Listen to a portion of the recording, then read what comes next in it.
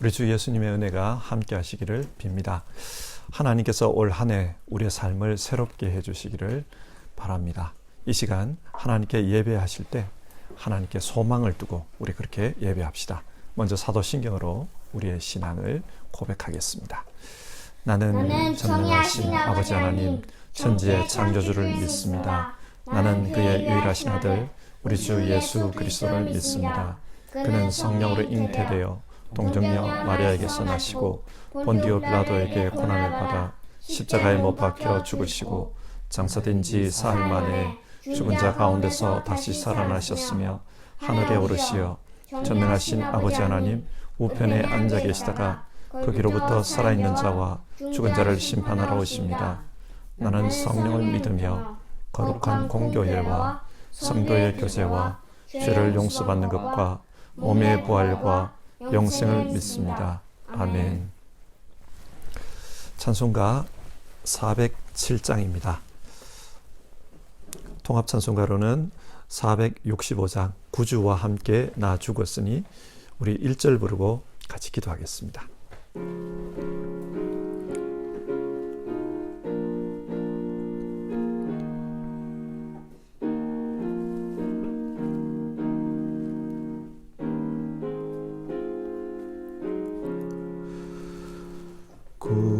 구주와 함께 나 죽었으니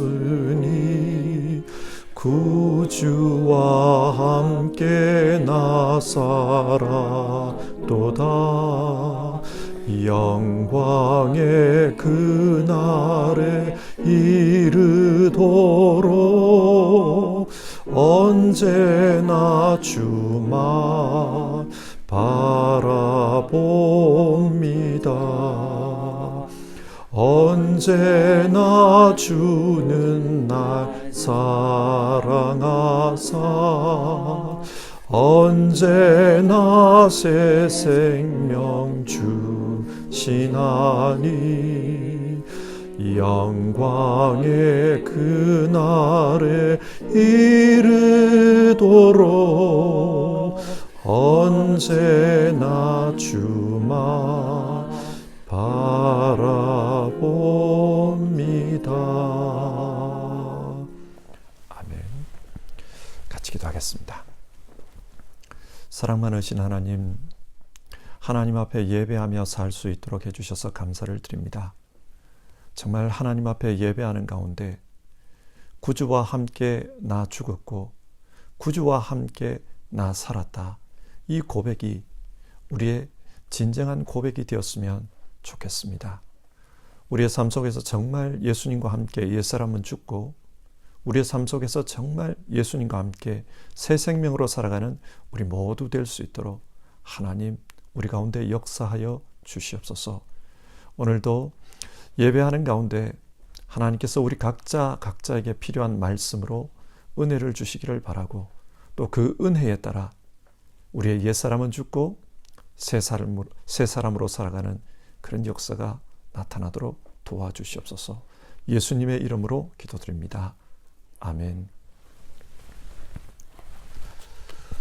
오늘 함께 읽으실 성경 말씀은 여호수아서 5장 1절부터 9절까지입니다. 여호수아서 5장 1절에서 9절 한 절씩 교독하겠습니다.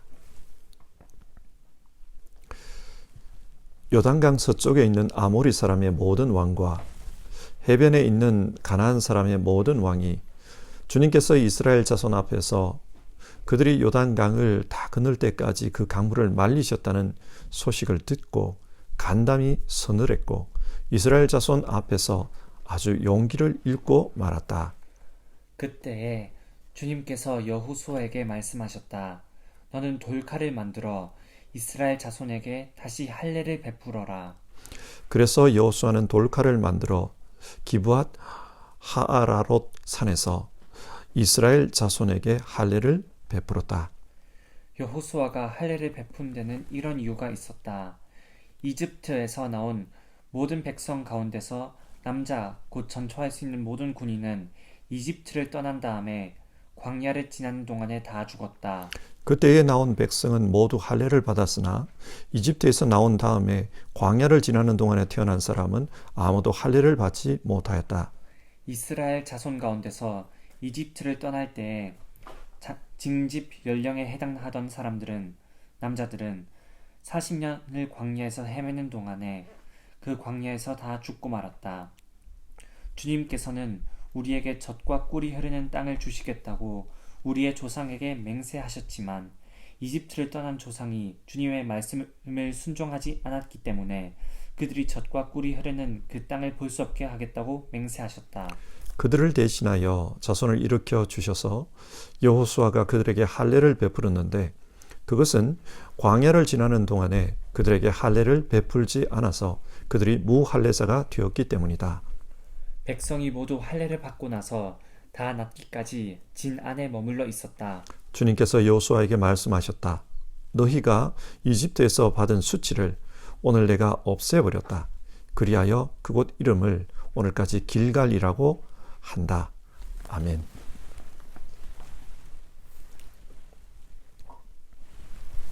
원래 우리 교회의 목회 주제는 소망의 하나님 새롭게 하소서입니다. 근데 여러분, 하나님께서 우리의 무엇을 새롭게 해 주셨으면 좋겠습니까? 성경은 사람이 새롭게 되는 것에 대해 많이 말씀합니다. 우리를 둘러싼 삶의 조건, 상황, 환경 이런 것이 새롭게 되는 것도 중요합니다. 그러나 사람이 새롭게 되지 않으면 아무리 새로운 환경을 주어도 새롭게 살 수가 없습니다. 그래서 하나님은 이스라엘 백성을 약속의 땅으로 이끌어 가시면서 먼저 사람이 새롭게 되기를 원하십니다. 어제는 이스라엘 백성이 약속의 땅의 경계가 되는 요단강을 건널 때 하나님께서 무엇을 요구하셨나 그것에 대해 살펴보았습니다. 하나님은 언약궤를 앞세우고 그 언약궤를 따라가라고 하셨습니다.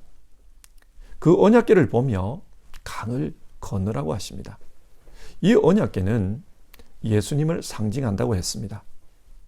따라서 예수님을 믿고 예수님을 따라 살 때, 또 예수님을 바라보며 살 때 우리는 새로운 삶을 살 수 있습니다. 근데 여러분, 그렇게 살면 구체적으로 어떤 부분이 새로워집니까? 세상을 보는 눈이 새로워집니다. 세상을 예수님을 믿는 믿음의 눈으로 바라보게 됩니다. 믿음의 눈으로 바라보면 이 세상에 대한 해석이 달라집니다. 이 세상에서 일어나는 모든 일, 그 일은 주님의 역사로 보게 됩니다. 이렇게 해석이 달라지면 행동도 달라집니다. 주님께서 이 역사를 이끌어 가신다. 그렇기 때문에 두려워하지 않습니다. 담대합니다. 보십시오. 세상을 보는 눈이 달라지고 세상에 대한 이해가 달라지고 그래서 삶을 사는 행동이 달라지면 그 사람은 새로워진 것입니다. 이처럼 하나님은 예수님을 믿는 믿음을 통해 새로운 삶을 살라 그렇게 말씀하십니다. 오늘 말씀도 이 믿음과 연관이 있습니다. 지금 이스라엘 백성들은 가나안 땅에서 전쟁을 해야 합니다. 영적인 싸움을 싸워야 합니다. 이 싸움에서 승리할 때 가나안 땅에서 약속의 땅에서 새로운 삶을 살 수가 있습니다. 그런데 하나님께서 그 싸움을 어떻게 싸우라고 하십니까? 먼저 1절을 보면요.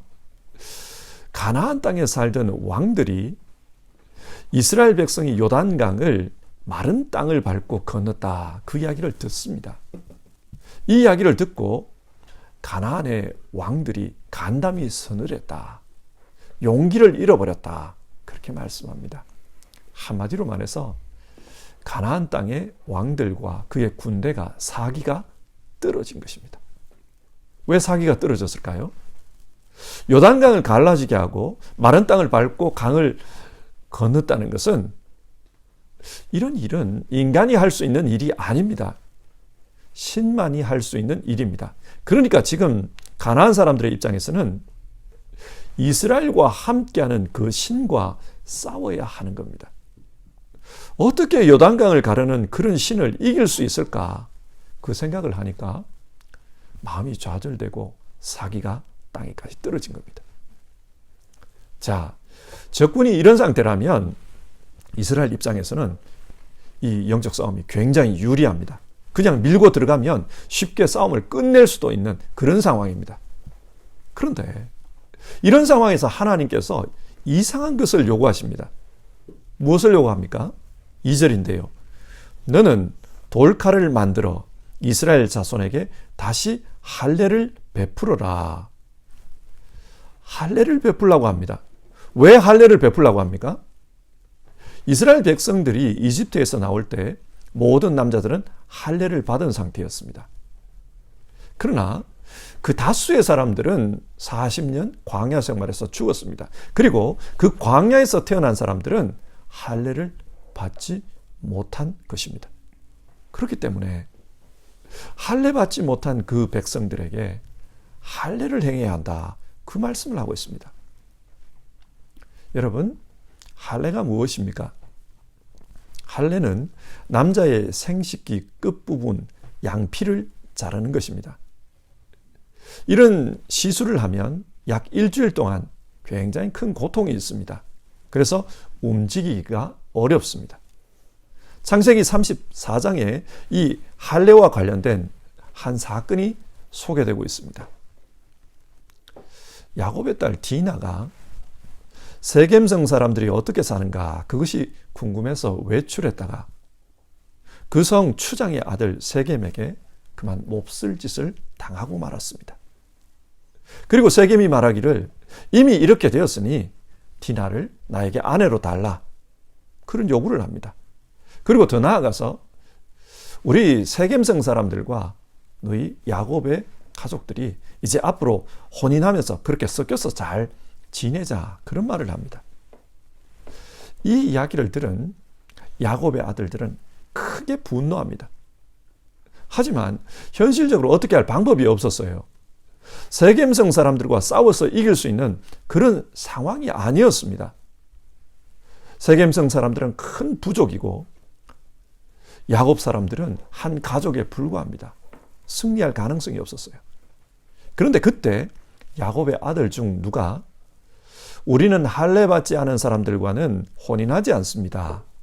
디나와 혼인을 원하신다면 그리고 더 나아가서 우리와 당신들이 혼인관계를 맺고자 한다면 할례를 받으십시오. 그것을 말합니다. 그래서 세겜성 사람들이 추장의 아들 세겜으로부터 비롯해서 모든 남자들이 할례를 받았다고 합니다. 그렇게 할례를 받고 이 시술 때문에 굉장히 고통스러워할 때 야곱의 아들 중에 시몬과 레위가 칼을 들고 그 성에 들어가서 남자들을 다 죽여버렸다. 그런 이야기입니다. 종교의식을 핑계로 처절한 복수를 한 것입니다. 자, 이 사건에서 보시다시피 할례를 받고 나면 전쟁을 할 수가 없습니다. 자칫하면 할례 때문에 몰살을 당할 수도 있습니다. 그런데 왜 하나님은 지금 여리고와의 전쟁을 앞두고 이스라엘 백성들에게 할례를 행하라고 합니까? 지금 굉장히 유리한 상황입니다. 밀어붙이면 됩니다. 그런데 왜 할례를 통해 스스로 불리한 상황에 처하도록 하나님 그렇게 하십니까? 여기서 우리는 할례가 어떤 의미를 가지고 있나 그걸 살펴봐야 합니다. 하나님 입장에서는 할례 받는 것이 전쟁을 준비하는 것보다 더 중요하기 때문에 그래서 할례를 받으라고 하는 것입니다. 여러분, 할례가 어떤 것입니까? 이 할례는 기원이 아브라함에게까지 거슬러 올라갑니다. 창세기 15장, 아브라함이 하나님과 언약을 맺게 됩니다. 왜 언약을 맺게 되는가? 배경이 있습니다. 아브라함은 너는 너의 본토 친척 아비집을 떠나라. 그 하나님의 말씀에 순종해서 고향을 떠납니다. 그런데 고향을 떠나 가나안으로 올 때 조카 롯도 함께 옵니다. 하나님 말씀 순종해서 고향을 떠나 가나안에 온 이 아브라함과 롯에게 하나님께서 축복을 주셨어요. 그래서 둘 다 재산이 많이 늘었습니다. 이 당시 재산이라는 것이 가축들입니다. 가축이 느니까 자연스럽게 목초지가 부족해졌어요. 그러다 보니 아브라함의 종과 롯의 종 사이에서 이 목초지 때문에 싸움이 생깁니다. 이것을 본 아브라함은 조카 롯을 불러서 제안을 합니다. 이제 우리 서로 독립할 때가 된 것 같다. 네가 먼저 땅을 정해라.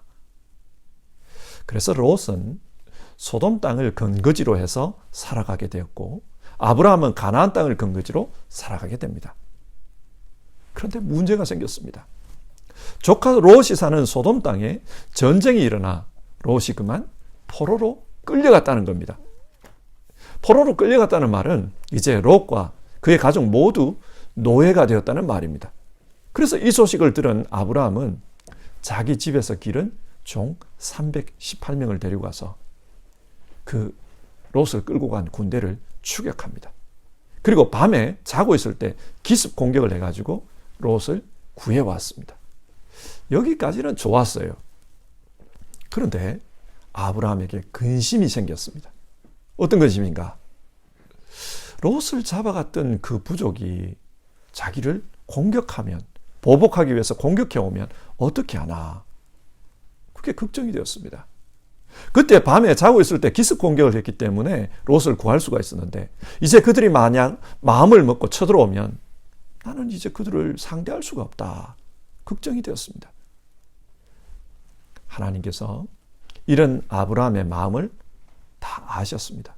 그래서 아브라함에게 찾아오셔서 아브라함아 두려워하지 말아라. 나는 너의 방패다. 그렇게 말씀해 줍니다. 그래서 아브라함이 하나님께 하나님 나에게 무엇을 주시렵니까? 저는 자식이 없습니다. 그런 말을 해요. 여러분 이 대화가 무슨 뜻입니까? 좀 서로 간에 이 맥락이 맞지가 않습니다. 무슨 대화일까요? 나는 너의 방패다. 하나님께서 아브라함을 지켜주시겠다는 말입니다. 그러니까 두려워하지 말라고 하셨습니다. 그래서 아브라함이 하나님 지금 나는 그 군대를 맞설 만한 군사가 없습니다. 심지어 후손도 없는 그런 상태입니다. 이렇게 사람 수가 적은데 무슨 수로 나를 지켜주신다는 말입니까? 그렇게 하나님께 여쭌 겁니다. 그러자 하나님께서 아브라함을 밖으로 끌어내가지고 하늘의 별을 보라고 합니다. 그러면서 너의 후손이 저 별처럼 그렇게 많게 될 거다. 그런 약속을 하세요. 그리고 지금 네가 살고 있는 이 가나안 땅, 네가 거닐고 있는 이 가나안 땅을 너와 너의 후손에게 주겠다. 그런 약속을 하십니다. 그리고 이 약속을 하신 후에 하나님께서 아브라함에게 언약을 맺자고 말씀합니다. 언약은 독일어로 분트죠. 하나님과 아브라함이 이제 하나가 되는 겁니다. 한편이 되는 겁니다. 당시 언약은 짐승을 쪼개고 그 쪼개진 재물 앞에서 약속을 다시 한번 확인하고 맹세하는 그런 방식이었어요. 왜 이렇게 하느냐면 둘 중에 어느 쪽이든지 간에 약속을 어기면 이 짐승처럼 쪼개지고 말 거다. 그런 의미입니다. 그러니까 목숨을 걸고 약속하는 겁니다. 이게 언약이에요. 하나님도 아브라함과 이런 방식으로 언약을 맺었습니다. 그러니까 하나님은 이제 반드시 이 약속을 이루어 주셔야만 합니다. 그리고 아브라함 역시도 그 약속을 믿고 그 약속에 합당한 삶을 살아야 합니다. 그렇지 않으면 이 약속을 어긴 쪽에서 짐승처럼 쪼개집니다. 시간이 흘렀습니다. 10년이라는 시간이 흘렀는데 하나님의 약속은 이루어지지 않았습니다. 아브라함 생각에는 하나님의 약속을 어긴 것 같아요. 그래서 아브라함은 하갈을 통해서 이스마엘을 낳았습니다. 사실 이것은 당시 관례를 따른 겁니다. 여종에게 아이를 낳게 하고 그 아이를 사라가 입양하면 이스마엘은 사라가 낳은 아들이 됩니다. 아브라함은 지금 인간적인 방식을 통해서 후손을 얻은 것입니다. 성경은 이때 아브라함의 나이가 86세였다고 합니다. 그런데 웬일인지 이 일이 있고 난 이후부터 13년 동안 하나님께서 아브라함을 찾아와서 아무런 말씀도 안 해요. 아무런 말씀이 없었습니다. 그리고 99세가 되었을 때 갑자기 찾아오셔서 나는 전능한 하나님이다. 너는 내 앞에서 흠없이 완전하여라. 이런 말씀을 합니다. 그러면서 너하고 나는 다시 언약을 맺어야 된다. 여러분, 이게 무슨 말씀일까요? 하나님 입장에서는 아브라함이 하나님과의 언약을 어겼다는 것입니다. 전능하신 하나님을 불신하고 인간적인 방식으로 이스마엘을 낳았다는 겁니다.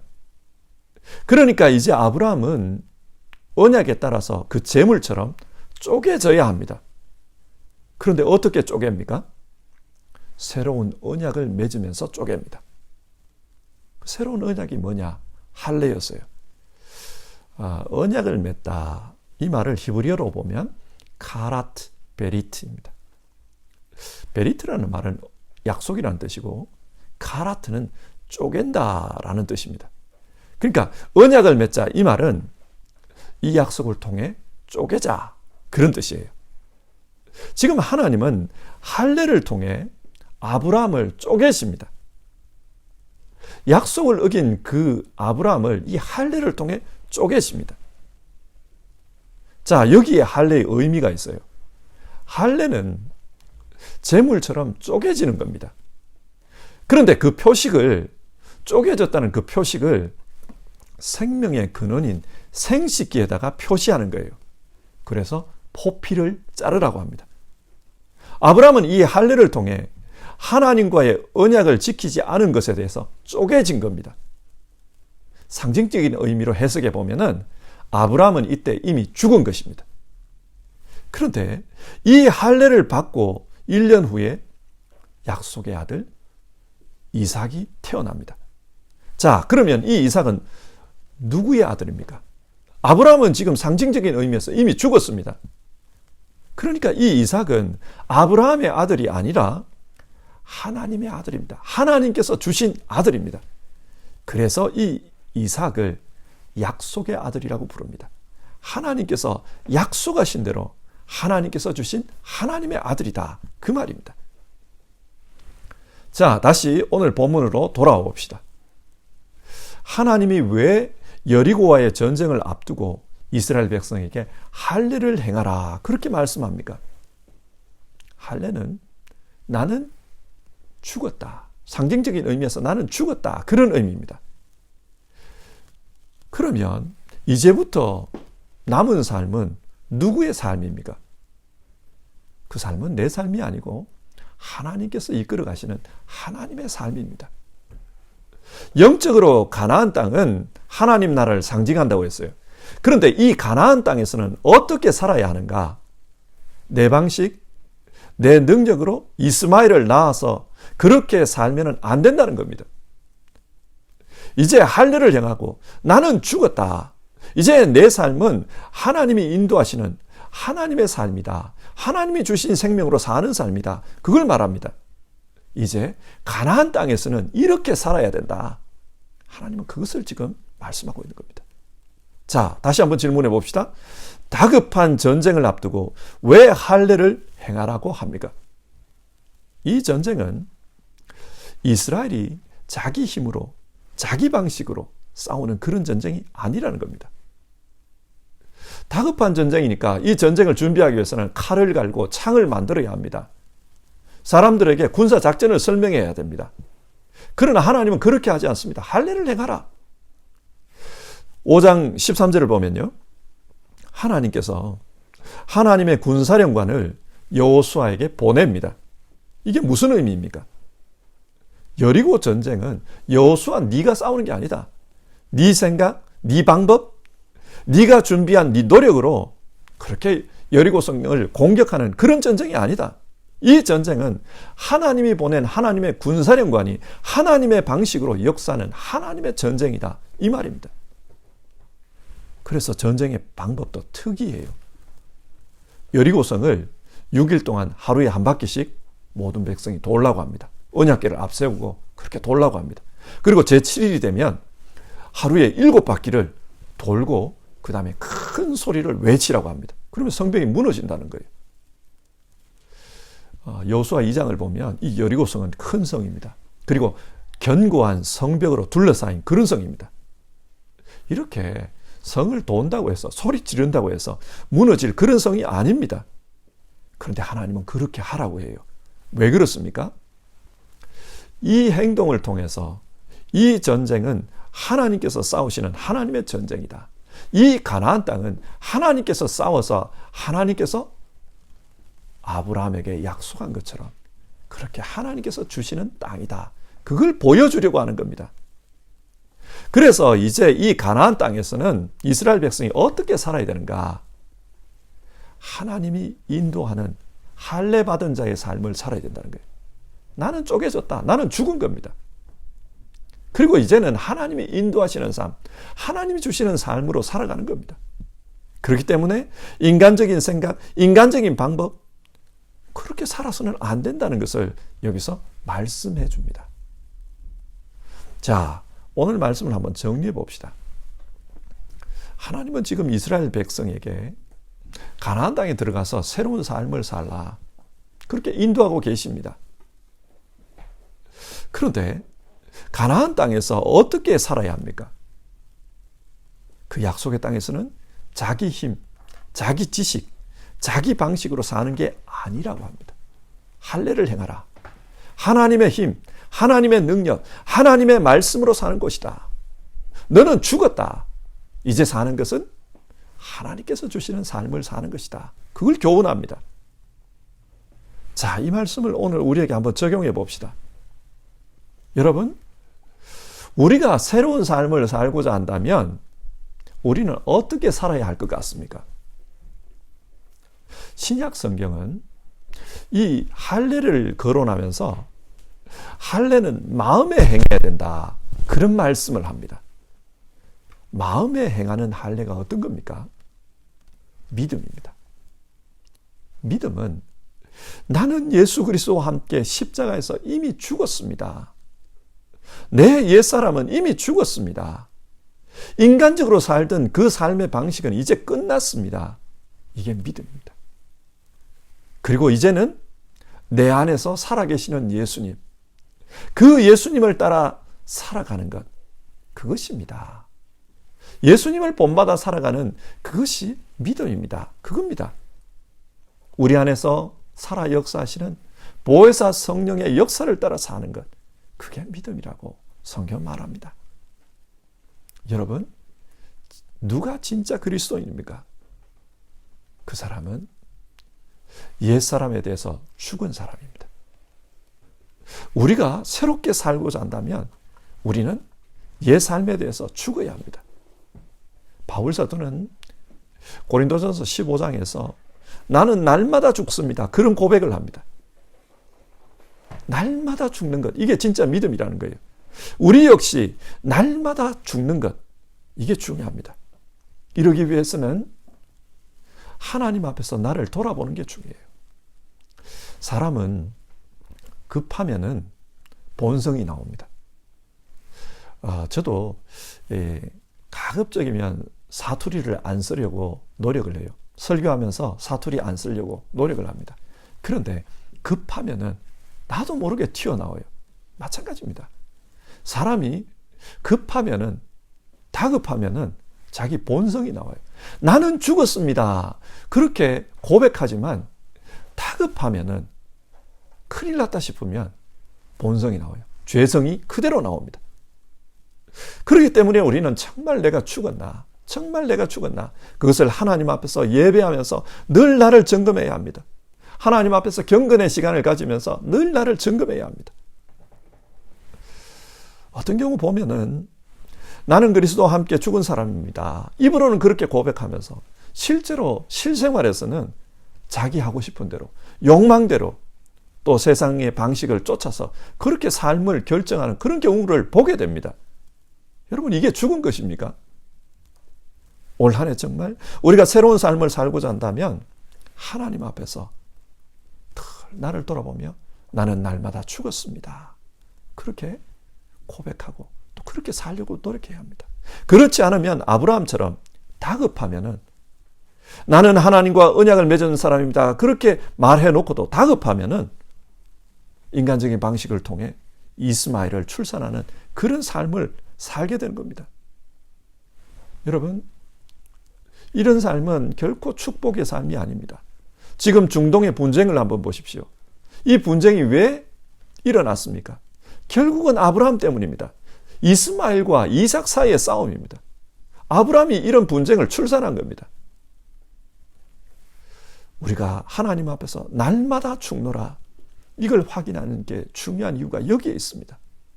내가 죽었다 그러고 진짜 죽지 않은 그런 삶을 살면 우리에게도 이런 일이 벌어져요. 정말 내가 하나님이 내 안에서 역사하도록 나를 내려놓았는지, 우리 주 예수님의 역사가 나타나도록 내가 정말 모든 걸 주님께 맡겼는지, 성령 하나님께서 인도하는 대로 살아가기 위해서 정말 내 생각을 비우고 순종하고 있는지 우리가 그걸 확인하는 게 필요합니다. 그렇지 않으면은, 다급하면은, 여리고의 전쟁에서 다급한 마음이 들면 칼 만들고 창 만들고 군사훈련하고 그러듯이 우리도 그렇게 살 수 있습니다. 그러면은 그 삶은 새로운 삶이 아닙니다. 내가 정복한 내 삶이 되고 말 것입니다. 올 한 해 우리가 살아가면서 여리고와의 전쟁을 앞두고 할례를 행하라, 그렇게 말씀하셨던 그 하나님의 뜻을 생각하면서 삽시다. 그래서 우리 모두 정말 하나님으로 말미암아, 우리 주 예수님으로 말미암아, 성령 하나님으로 말미암아 새로운 삶을 살아가는 우리 모두가 되기를 주님의 이름으로 축원합니다. 우리 같이 찬송하고 기도하겠습니다. 찬송가 407장 구주와 함께 나 죽었으니 2절 우리 부르고 기도하겠습니다.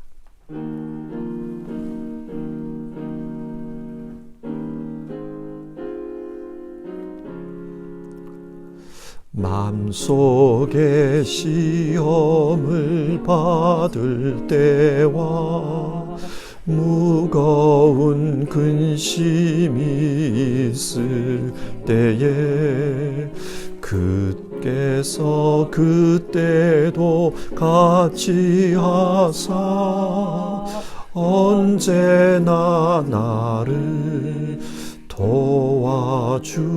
도와주시네.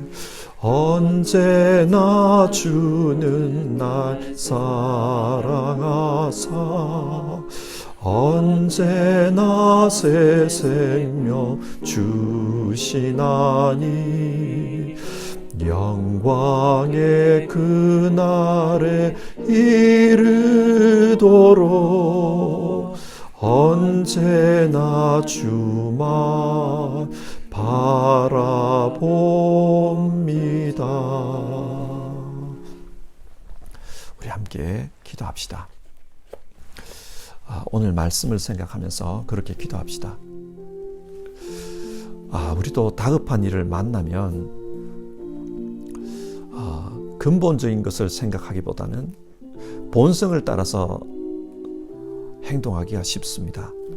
우리가 부른 찬송가 가사처럼 마음속에 시험을 받을 때와 무거운 근심이 있을 때, 이럴 때 특별히 우리의 본성대로 살기가 쉽습니다. 근데 하나님께서 뭐라고 하십니까? 여리고성을 정복하기 위해서는 칼을 가는 것이 급한 일이지만 그 일을 하지 말고 할례를 행하라고 말씀하셨습니다. 모든 것 하나님께 맡기고 이제는 하나님이 주시는 생명으로 살겠다. 그게 중요하다는 겁니다. 언제나 주는 날 사랑하사 언제나 새 생명 주시나니 영광의 그날에 이르도록 언제나 주님만 바라봅니다.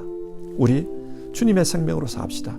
그러기 위해서는 매일매일 하나님 앞에 경건의 시간을 가지는 가운데 나는 죽고 예수님으로 말미암아 새로운 삶을 살고 있다. 그걸 확인하는 게 중요합니다. 하나님, 하루하루를 예수님의 생명으로 살게 하옵소서. 내 심령 가운데 그렇게 살도록 역사해 주옵소서. 우리 같이 기도합시다.